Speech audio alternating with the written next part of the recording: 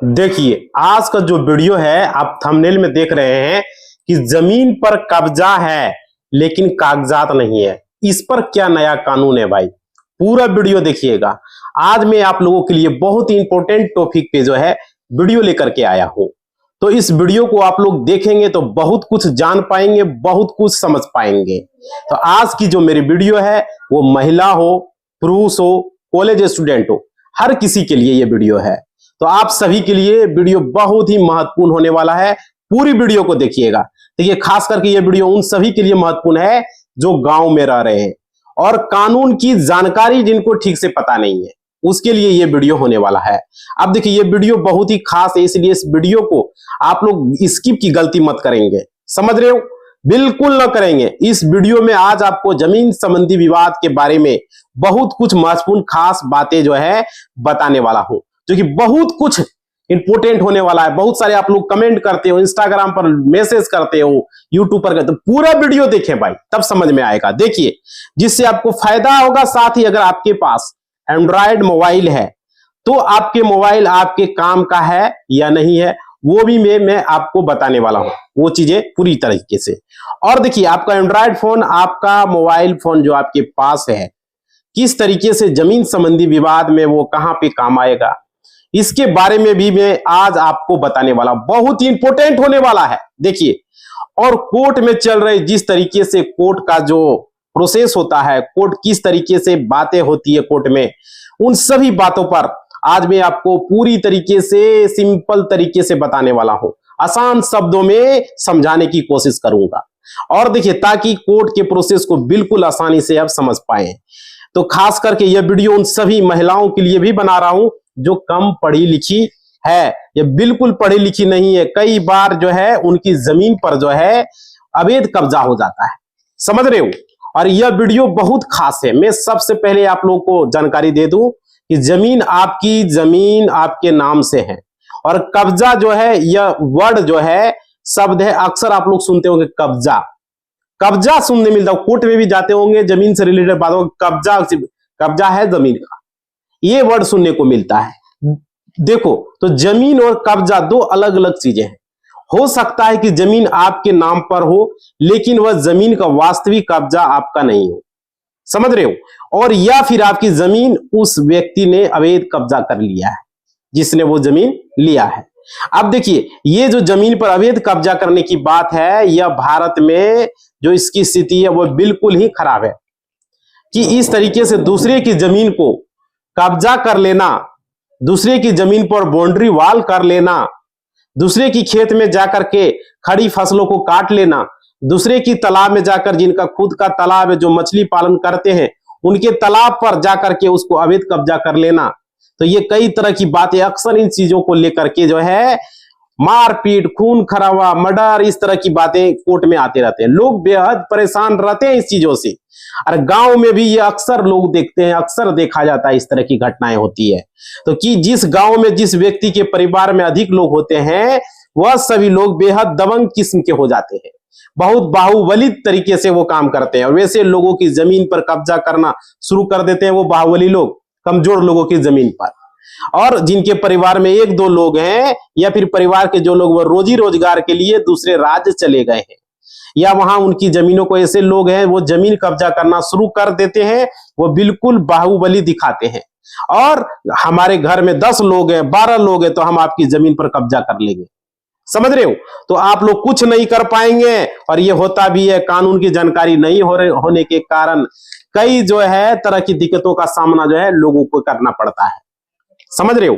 और एक तरफ कोर्ट के बारे में भी ये कहा जाता है, कोर्ट जो सिविल के जो मुकदमे होते हैं, जमीन संबंधी के जो मुकदमे होते हैं, वो काफी पेचीदे होते हैं और काफी खर्चीले होते हैं। समझ रहे हो? तो ये सभी बातें सही है, लेकिन जमीन संबंधी जो भी विवाद होते हैं वो काफी खर्चीले होते हैं, काफी लंबा प्रोसेस से होके जाता है। हमारे पास फाइल देख लो है भाई, देख लो फाइल कितना दिनों से फाइल रखा हुआ है। और देखो, लंबे प्रोसेस, काफी सुनवाई चलती है इन सभी चीजों को। और कैसे बचना है, कैसे निकालना है, पूरा वीडियो बताएंगे। पूरा देखना, स्किप मत करना।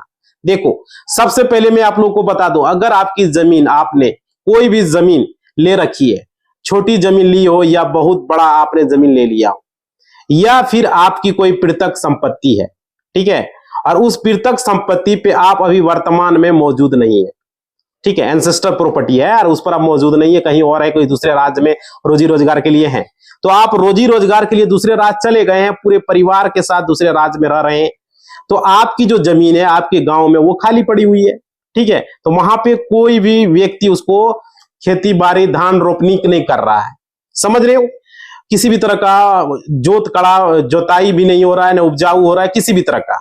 तो फिर जिस व्यक्ति को आपने वो खेती बाड़ी करने के लिए दिया है, जो जमीन दिया है, वो उस व्यक्ति उस जमीन पर कब्जा करना शुरू कर दिया मान लीजिए, तो और उस जमीन को अपनी जमीन बताने लगा, तो इस परिस्थिति में आपको क्या करना चाहिए? बहुत सारे लोगों के साथ इस तरह का देखने को मिलता है, और वह मैं आपको बताता हूं, पूरा वीडियो देखिएगा। देखिए, सबसे पहले तो मैं आप लोग को यह बताऊं कि जब भी आप अपने गांव में कोई भी जमीन आपने ली, उस जमीन पर आपको रेगुलर आते जाते रहना चाहिए, और अगर आप नहीं आ जा सके रहे हैं तो आपके परिवार का कोई भी सदस्य उसकी देखभाल करना बेहद जरूरी है। और क्योंकि ऐसे जो लोग हैं धीरे धीरे आपकी जमीन पर कब्जा कर देते हैं, और क्या करते हैं, धीरे धीरे कहने लगता है, कहने का मतलब है आज आपकी जमीन पर मान लीजिए 5 फीट 10 फीट कब्जा किया, 10 फीट कब्जा किया, फिर वो धीरे धीरे जो बढ़ते रहता है 15 feet 20 feet 30 feet 40 feet 50 feet पूरे खेत में कब्जा कर लेता है, समझ रहे हो, अचानक वो आपकी जमीन पर कब्जा कर लेता है। अब तो ये दोनों कब्जाधारी इस तरह के व्यक्ति जो हैं बेहद खतरनाक होते हैं, और जो धीरे धीरे आपकी जमीन को कब्जा कर रहा है तो समझ नहीं पाते हैं, क्योंकि आप रोज तो अपने खेतों को या अपने जमीन को माप तो नहीं सकते, डेली डेली तो मापी नहीं हो सकता है भाई। और देखो, लेकिन जो बगल का जो व्यक्ति वो धीरे धीरे आपकी जमीनों पर कब्जा करना शुरू कर देता है, और तो इसके लिए आपको तुरंत एक्शन लेना है। तुरंत एक्शन आपको क्या लेना है, मैं आप लोग को पूरी जानकारी दे रहा हूं। देखिए, सबसे पहले कोई व्यक्ति जो आपके घर में 10-12 लोग मिल करके अचानक आपके जमीन पे या आपकी जमीन के बाउंड्री वॉल करने लगते हैं, तो इस कंडीशन में आपको तुरंत क्या करना है, आपको तुरंत FIR बनानी है, समझ रहे हो, तुरंत एक आवेदन लिखना है और अपने नजदीकी पुलिस स्टेशन में देना है। और अब इस FIR में आपको क्या क्या लिखेंगे, FIR में सिर्फ लिख देने से नहीं होता, उसमें कोई भी आपने कुछ लिख दिया तो आपको FIR में सबसे पहले अपनी डिटेल्स आपको बतानी होगी कि यह जमीन हमें कैसे मिला, यह हमारे जमीन का खाता नंबर खेसरा नंबर क्या है, प्लॉट नंबर क्या है, रकबा क्या है, आपने जमीन खरीदी उसका चौहद्दी क्या है, समझ रहे हो, ये सब चीजें उसमें मेंशन करना है। वो किस तरह की जमीन है, कैवाला है, खतियानी है, सारी चीजें मेंशन करना है। जमीन का रसीद कट रहा है नहीं कट रहा है, ये सब चीज उसमें आपको लिखना है। और खरीदी गई जमीन आपने जिस व्यक्ति से खरीदा उसका नाम भी जिक्र करें, और कब खरीदा आने की जमीन की पूरी डिटेल्स उस FIR में आपको देनी होगी, पूरी डिटेल्स लिखनी होगी। साथ ही साथ आपको अपने FIR के साथ आपके पास जो जमीन के जो दस्तावेज मौजूद हैं उनको भी उसमें अटैच करके पुलिस स्टेशन में आपको दे देना है, समझ रहे हो। और देखिए, अब कई बार ऐसा भी होता है, कई लोग ये भी कहते हैं कि कोर्ट आकर के हमने पुलिस को एप्लीकेशन दी, लेकिन पुलिस वाले जो है अपराधी लोगों से मिल चुके हैं, समझ रहे हो, यानी कि वह हमारे FIR पे उन्होंने कोई काम नहीं किया, हमने FIR दिया उन्होंने रख लिया, और उसके बाद पुलिस भी कभी मौके पर नहीं पहुंच रही है या पुलिस वैसे अपराधी के साथ दे रही है, समझ रहे हो। तो आप लोग क्या करेंगे, तो देखो ऐसी स्थिति बेहद ही बुरी हो जाती है। लेकिन मैं आपको बताऊं कि आपको इस जगह पे बिल्कुल भी घबराना नहीं है। मान लीजिए कि आपके नजदीक जो भी पुलिस स्टेशन है, ठीक है, वह किसी भी तरीके से कार्रवाई करने से मना कर देता है, कोई भी काम नहीं करना चाहता है, आपके पक्ष में भी नहीं करना चाहता है, तो उनके पक्ष में भी नहीं है, लेकिन कुछ काम वो नहीं कर रहे हैं, तो वह यह कह देंगे कि आपकी जमीन संबंधी जो विवाद है कोर्ट चले जाओ, कोर्ट में जाकर के मुकदमा दर्ज करो। अब आप सोचिए, अगर कोई व्यक्ति आपकी जमीन पर 20, 30, 50 लोग मिल करके बाउंड्री वॉल कर रहा है, तो आप लोग कोर्ट जाएंगे या कोर्ट में मुकदमा दर्ज करेंगे, तब तक तो वो व्यक्ति उस पर घर बना लेगा। तो इस कंडीशन में यह पुलिस वालों के लिए एक बहुत ही आसान तरीका हो जाता है, उन्हें यह कह देना आप कोर्ट चले जाओ, जबकि ऐसी स्थिति नहीं होनी चाहिए। अगर कोई व्यक्ति आपके पास आता है, आपको FIR लिख करके देता है, तो यह बताता है कि हमारे जमीन पे कोई व्यक्ति अवैध कब्जा कर रहा है, तो हो सकता है वहां पे मारपीट हो जाए, खून खराबा हो जाए, उनकी यह लायबिलिटी बनती है कि वह तुरंत घटनास्थल पर पहुंचे और दोनों पक्षों करके बुला करके उनके दस्तावेज की जांच करनी चाहिए पुलिस स्टेशन को। लेकिन कई बार ऐसा नहीं हो पाता है, और ऐसा किन के साथ नहीं हो पाता, जो गांव में बेहद गरीब लोग हैं, जो कमजोर वर्ग के होते हैं, वो उन्हें पुलिस थाने से कोई उन्हें जो है मतलब ही नहीं रहता है, थाने से उन्हें हटा दिया जाता, नहीं जाओ थाना मत जाओ, समझ रहे हो, भगा दिया जाता है। इस कंडीशन थाने में जाता भी है तो डरा धमका के।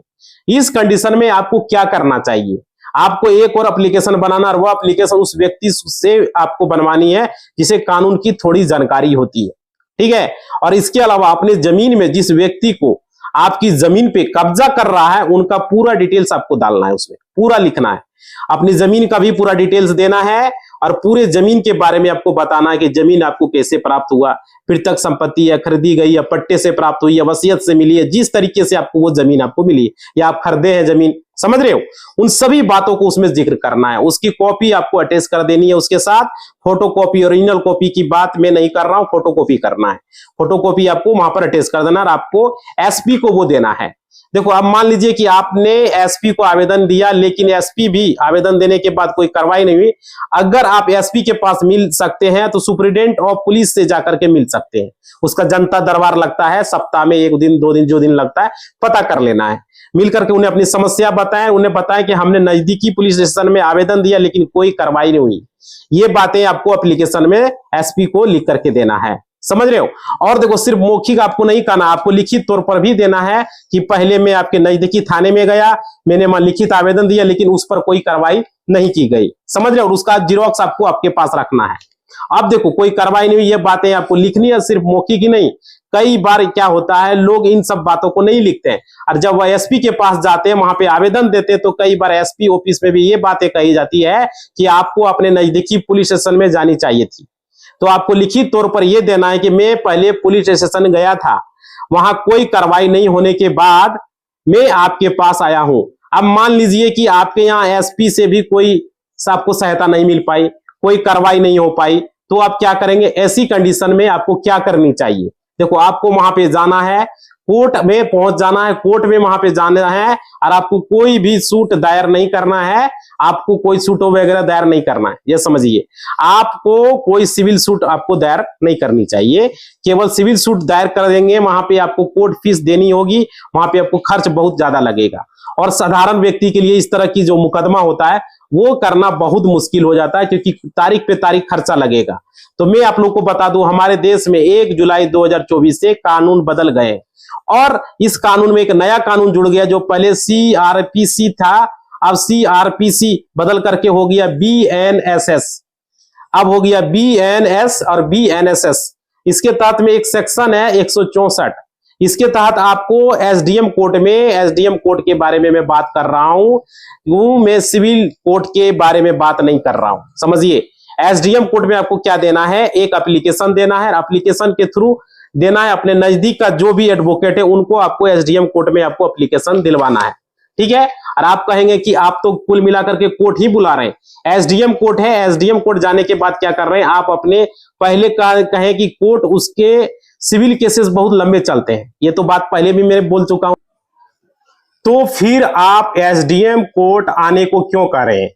देखिए एसडीएम कोर्ट आने को मैं इसलिए कह रहा हूं कि इस कोर्ट में अगर आप पहुंचते हैं, अपने वकील के साथ अगर आप पहुंचते हैं, आते हैं, तो आपको बहुत कम खर्चा में ये काम हो जाएगा, समझ रहे हो। आपका मुकदमा सिविल कोर्ट के मुकाबले थोड़ा फास्ट चलेगा और थोड़ा तेज चलेगा, और आपके पैसे भी कम खर्च होंगे यहां पर। तो अब आपको क्या करना है, आपको अपने पूरे जमीन के डिटेल्स के साथ में अपने एडवोकेट से मिलकर के वहां पर पूरा डिस्कस कर लेना है, और पिटीशन दाखिल कर देना है, और यह पिटीशन दाखिल होगा बीएनएसएस के सेक्शन 164 के तहत, समझ पा रहे हो। अब इसकी क्या प्रोसेस है, क्या तरीका है, आपने आवेदन देने में क्या करना है उसमें, देखिए जैसे ही आप यहाँ पे आवेदन देते हो, तुरंत ही कुछ ही देर में 1 से 2 डेट में आपको नोटिस प्राप्त होगा, ये 1-2 डेट के बाद, ठीक है।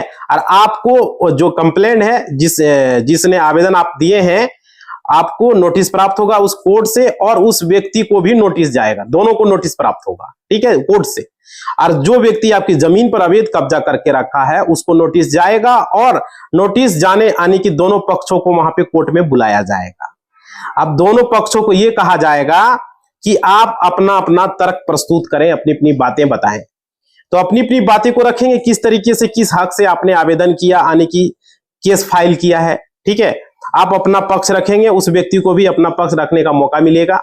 आप किस ग्राउंड से हो, किस हक से इस जमीन पर कब्जा कर रहे हो, दोनों को यह जो है आदेश दिए जाएंगे, नोटिस भेज दिया जाएगा। अब तक यह कार्रवाई चल रही है, जब तक यह कार्रवाई चल रही है तब तक उस जमीन पे आपका काम जो है 10 से 20 लोग के जो काम कर रहे थे अवैध तरीके से, फर्जी व्यक्ति, वो जो काम रुक जाएगा। मैं आप लोग को बता दूं, जब भी जमीन संबंधी विवाद होता है, कोशिश आपको ये करनी है, आपको पुलिस से या एसपी के पास जा करके आपको एसडीएम कोर्ट आकर के आपको सहायता लेनी चाहिए। ठीक है, सहायता लेनी चाहिए, क्योंकि यह सारी चीजें थोड़ी फास्ट चलती है। जो प्रैक्टिकल बातें मैं आप लोग को बता रहा हूं, व्यवहारिक तौर पर मैं बता रहा हूं, जिसको मैं रेगुलर कोर्ट में इस चीजों को अक्सर देखता हूं। अब देखिए आपको करना क्या, इन सारी चीजों को आपको अपना काम निकलवाना है। मेरा मकसद तो आपका यही है ना भाई, आपको अपना काम करवाना। इसके लिए आपको थोड़ी मेहनत और करनी पड़ सकती है, क्योंकि मामला जमीन का है। अब होगा क्या, आप दोनों पक्ष अपना अपना पक्ष रखेंगे। जब मैंने आपको शुरू में ही कहा है कि इस वीडियो को आपको बताऊंगा अगर आपके पास एंड्रॉइड फोन है, पहले ही बता चुका हूं मैं, तो आपके लिए कितना काम करेगा। देखो अब मैं आप लोग को बता दूं, इस तरह के केस में, किसी भी केस में आपका मोबाइल फोन आपके लिए फायदेमंद साबित हो सकता है, समझ रहे हो। अब यहां जो आपने देखा होगा, आज हर लोगों के पास मोबाइल फोन है, हर लोगों के पास इस तरह का फोन है भाई, है ना, हर लोगों के पास ये मोबाइल फोन है। और देखो हर व्यक्ति के जो है फोटो ले सकता है, रील्स बना सकता है, वीडियोज बना सकता है। तो अगर आपकी जमीन और उस जमीन पे आप लगातार, आपकी पृथक संपत्ति थी, तो आपने उस जमीन को खरीदी थी, या वो मोबाइल फोन से आपको फोटोग्राफ्स कलेक्ट करने हैं, कौन कौन से व्यक्ति हमारी जमीन पे बाउंड्री वाल दे रहे हैं, ठीक है, कितने लोग बाउंड्री वाल वहां पर आके दे रहे हैं, और इसकी फोटोज आपके पास होना बेहद जरूरी है और बेहद खास है। अब देखो एक समय था जब मोबाइल फोन हमारे पास नहीं होता था, कैमरा नहीं होता था, स्टूडियो में हुआ करता था, हम लोग फोटो खिंचाने जाते थे, तो कैमरामैन जो था उसे बुलाया नहीं जा सकता था, बहुत सारी दिक्कतों का सामना करना पड़ता था, फोटो आप नहीं ले सकते थे, वीडियोज आप नहीं ले पाते थे। लेकिन आज आपके पास मोबाइल फोन है, इस तरह का जो घटना घटती है ये मोबाइल फोन है, तो उस वीडियो को आपको बनानी चाहिए, आपको फोटोग्राफ्स आपको लेने हैं, और उस सभी फोटोग्राफ्स को लेकर के आपको कोर्ट में दिखाना है। यह देखिए हमारी जमीन पे किस तरीके से इन्होंने बाउंड्री वाल किया, इस मोबाइल में आपको रिकॉर्ड कर लेना है, कितने भी लोग मौजूद थे, क्या होगा। आपको केस में थोड़ा सा फास्ट चलेगा और आपके पक्ष में बात जाने का होगा भाई, समझ रहे हो। और देखो तो ये चीजें आपके पक्ष में आएगी। अब मैं आप लोग को बता दूं, जो एसडीएम कोर्ट है उसमें क्या क्या चीजें देखा जाता है। देखिए एसडीएम कोर्ट, ये बात आप समझिए, एसडीएम कोर्ट में वो सारे मुकदमे जो है, जैसे फसल से संबंधित, जमीन से संबंधित, या फिर मछली पालन से संबंधित जो है, यह केस चलते हैं यहाँ पर। इस कोर्ट का मुख्य उद्देश्य क्या होता है, वह आप सबसे पहले जाने। इस कोर्ट का मुख्य उद्देश्य होता है शांति व्यवस्था भंग न हो, यानी कि दो पक्षों में मारपीट न हो, खून खराबा न हो। तो खून खराबा अगर कब नहीं होगा, मारपीट कब नहीं होगी, जब उस जमीन पे लेकर के विवाद है, उस जमीन पे कार्रवाई रोक दी जाएगी। यानी कोई भी व्यक्ति उस जमीन पे जाकर के खेती बाड़ी नहीं कर सकता, बाउंड्री वाल नहीं कर सकता, दोनों पक्षों को रोक दिया जाता है। तो कुल मिलाकर के अगर आपकी जमीन है और उस पे कोई व्यक्ति अवैध कब्जा कर रखा है, तो वहां आपका काम हो जाएगा, वो काम रुक जाएगा। एसडीएम कोर्ट में क्या देखा जाता है ये समझ में आ रही है। और देखिए उसके बाद जो है काम तो रुकेगा ही, और एक तो मैंने आपको बताया इसका उद्देश्य क्या होता है, शांति को भंग न रहे, शांति कायम रहे, भंग न हो। अब दूसरी जगह पे एक सारी चीजें इस कोर्ट में सबसे महत्वपूर्ण देखी जाती है कि जमीन कब्जा किसका है, ये चीजें देखी जाती है। कब्जा का मतलब क्या होता है, जमीन भले ही आपकी हो सकती है, लेकिन आप लगातार उस जमीन से दूर हैं, उस जमीन पर आपने आज तक कोई कार्रवाई नहीं की, उस जमीन पर आप किस तरह के मुकदमे, व्यक्ति को आपने जमीन जो होती है उन्हें कई बार, आप मान लीजिए आपकी जमीन है और आपने 5 साल 10 साल 12 साल उस जमीन को छोड़ दिया, खाली है, और उस 5 साल 7 साल 10 साल में कोई दूसरा व्यक्ति उस जमीन पर कब्जा कर लिया, ठीक है। तो यहाँ पे यह केस है कि उनके तरफ से जाने लगता है, उनके पक्ष में जाने लगता है। अब आप कहेंगे कि ये तो हमारे साथ न्याय नहीं हो रहा है, तो यह जो है अन्याय हो रहा है तो हमारे साथ। तो मैं आप लोग को बता दूं, इस कोर्ट का एकमात्र उद्देश्य होता है, क्या उद्देश्य होता है, शांति व्यवस्था को भंग न हो। और यह जो कब्जा किस व्यक्ति के पास है, आनी जब आदेश पारित हो रहे हैं उसके 2 महीने 3 महीने 4 महीने किसके कब्जे के पास है। देखो कभी कभी ऐसा भी होता है, रेगुलर की बात मैं कर रहा हूं, और अगर इस तरह के मुकदमे, अगर आप जमीन के मालिक हैं, प्रॉपर्टी आपकी है, उसके बावजूद भी अगर कोई इस कोर्ट से निर्णय नहीं होता है, समझ रहे हो, और कोर्ट यह आदेश लिख देता है कि आप सक्षम न्यायालय में जा सकते हैं, दोनों पक्षों अपने अपने दस्तावेज प्रस्तुत करें, तो कई बार कई लोग जो है इस तरह के दस्तावेज बनवा लेते भी है, समझ रहे हो। तो क्योंकि जमीन संबंधी विवाद में इस तरह की बातें आती है तो आप लोग को घबराना नहीं है। घबराना क्यों नहीं, कई बार लोग एसडीएम कोर्ट में जो आदेश आते हैं उनको लेकर के जो है बेहद निराश हो जाते हैं, समझ रहे हो। उन्हें लगता है कि हमारा समय, पूरा पैसा पूरी तरीके से बर्बाद हो गया, हमें नहीं मिला। तो मैं आप लोगों को बता दूं, एसडीएम कोर्ट जमीन का टाइटल डिक्लेयर जो है, जो होता है वह नहीं उनको आदेश है डिक्लेयर करना, ठीक है। यानी जमीन किसकी, इस बात को साबित करने का अधिकार एसडीएम कोर्ट को नहीं होता है। लेकिन ये बातें लोग नहीं समझ पाते। एसडीएम कोर्ट का सिर्फ पहला काम क्या है, शांति व्यवस्था भंग न हो, शांति व्यवस्था कायम रहे, दोनों पक्ष आपस में लड़े नहीं। अगर मान लीजिए आपका जो एसडीएम कोर्ट में आपने जो मुकदमा दायर किया है आपके पक्ष में नहीं हो पाया, समझ रहे हो, तो आपको इसलिए आपको नहीं हो पाया, तो जो है अवैध कब्जाधारी तो आपको मिल गया वहां। तो यहाँ पे ये देखा जाता है कब्जा किसके पास था, कौन व्यक्ति इस पर पहले से कब्जा करके बैठा हुआ है, समझ रहे हो। आपको घबराना नहीं है, आपको सिविल कोर्ट में जाकर के आपको वहां पे मुकदमा दायर करना है, ठीक है। और एक बहुत ही इंपॉर्टेंट बात मैं आप लोग को बता दूं, हमारे देश में एक एक्ट है लिमिटेशन एक्ट। लिमिटेशन एक्ट ये कहता है अगर किसी की संपत्ति पे कोई दूसरा व्यक्ति 12 सालों तक लगातार शांतिपूर्वक रह रहा है, तो उस वह काम को कर रहा है, तो उस व्यक्ति को उस जमीन का मालिकाना हक के लिए वो दावा कर सकता है, ठीक है। अब क्योंकि यह घटना आपकी जमीन पर हुई है, अवैध कब्जादारी वहां पे पहुंच गए, उन्होंने कब्जा कर लिया, वो भी 12 सालों से। तो और एसडीएम कोर्ट का जो आदेश आए उस आदेश के आपके अनुसार नहीं आए, आपके पक्ष में अगर नहीं आया एसडीएम कोर्ट से, तो ये कह दिया कि दोनों पक्ष सक्षम न्यायालय में जाके जो है वहां पर आप जा सकते हैं, समझ रहे हो। तो सक्षम न्यायालय में जाने का मतलब है कि ऐसा नहीं है कि आपके पक्ष में या फिर पिटिशनर या एक्यूज्ड जो भी है उनके पक्ष में दे दिया गया कि जमीन एक्यूज्ड जो व्यक्ति था, अवैध कब्जाधारी व्यक्ति था, उनके पक्ष में चला गया, वैध कब्जाधारी के पक्ष में। ऐसा नहीं है कि आप, क्योंकि किसी भी जमीन का मालिक कौन है इस बात को बताने का, इस बात के बारे में आदेश देने का अधिकार सिविल कोर्ट को होता है, ठीक है। अब क्या करना है, आपको सिविल कोर्ट में सूट दायर कर देना है।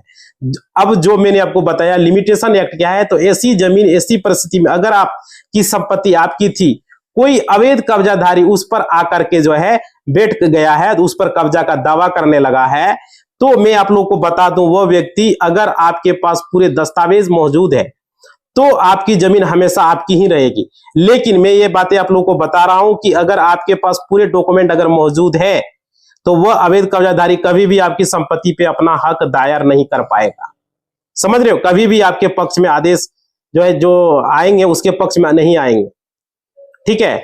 मैंने ये भी आप लोग को बताया एसडीएम कोर्ट में अगर आप पूरी तरीके से, अच्छे तरीके से अपने डॉक्यूमेंट पेश करेंगे, सारे दस्तावेज आप वहां पर अगर मौजूद करेंगे तो वहां आपके पक्ष में जरूर आएगा। लेकिन हमें ध्यान रखना, जब भी आपकी जमीन पर इस तरह का कोई अवैध कब्जाधारी व्यक्ति पहुंचता है तो आपको इसके लिए, इसके खिलाफ तुरंत एक्शन लेना है। और ये नहीं कि 2 साल, 10 साल, 12 साल बाद जो है आपको तुरंत एक्शन लेना है, तुरंत।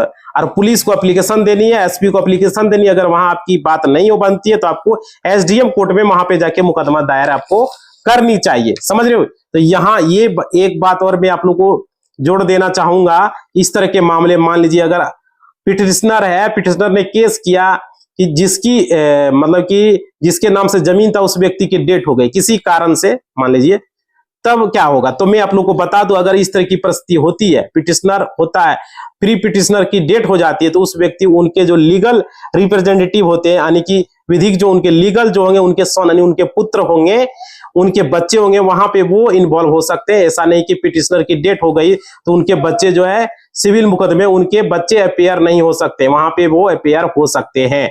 तो इस तरीके से मैंने आप लोगों को बता दिया, इस तरह का प्रोसेस है, आपको डरना नहीं है, घबराना नहीं है। लेकिन आपको आपकी जमीन पर कोई अवैध कब्जाधारी आता है तो उस पर कब्जा करने की कोशिश करता है, तो आपको इसकी तुरंत लिखित शिकायत अपने नजदीकी पुलिस स्टेशन और एसपी को जरूर करनी चाहिए। तो ये वीडियो आप लोगों के लिए किस तरीके से अच्छा लगा आप लोग जरूर बताइएगा। भाई पूरी जानकारी दिए हैं, पूरा वीडियो देख के लाइक बनता है, पसीना घम गए, एक लाइक जरूर कर दो मेरे भाई। आप लोगों के लिए बनाए, पूरी जानकारी दी है। सब्सक्राइब नहीं किया तो सब्सक्राइब करो, घंटी को नहीं दबाए, दबा के ऑल के निशान पर। और टेलीग्राम, इंस्टा का लिंक है डिस्क्रिप्शन में, जरूर ज्वाइन करें। और कमेंट करके बताएं क्या ये जो चीजें हमने बताया इस तरीके से करनी चाहिए या नहीं करनी चाहिए। बहुत सारे लोगों को जानकारी नहीं होता, अपना कमेंट में फीडबैक लिखेंगे क्या हाँ ये हमने गलत जानकारी दी या सही दिया, तुरंत एक्शन अगर लेना है क्या तुरंत हो जाता है, कोर्ट में जाओगे तुरंत आ जाएगा। आपको पुलिस स्टेशन जाना है, पुलिस स्टेशन नहीं सुनेगा तो एसपी के पास जाना है और उसका काम को रोकना है। तो ये करना चाहिए, इस तरीके से आप लोग करते हो, कितने लोग करते हैं? पुलिस स्टेशन अगर हेल्प नहीं करता, क्या ये बात सही है या गलत, आप लोग कमेंट करके बताइएगा। इस तरह के मामले कह देगा कोर्ट में जाओ, ये जाओ वो जाओ, पुलिस अपना पीछा हटा लेगा। तो आपको क्या करना नहीं करना है पूरा हमने बताया। तो क्या पुलिस इस स्थिति में आपको हेल्प नहीं करता? कमेंट करके बताइएगा और लाइक करके कमेंट कीजिएगा। नहीं करता है तो आपको एसपी के पास जाना है, एसपी जरूर मदद करेगा। ठीक है, तो अपना फीडबैक जरूर कीजिएगा। इसी बात के साथ इस वीडियो को हम समाप्त करते हैं। कमेंट लाइक जरूर कीजिएगा भाई। धन्यवाद।